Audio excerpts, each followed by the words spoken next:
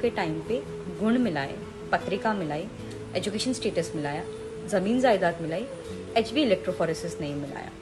जब हमने सवाल पूछे तो सवाल हमारे थे, लड़की गोरी है ना, लड़का कितना कमा लेता है, कितने भाई बहन हैं, शादी के बाद लड़की काम कर सकती है ना।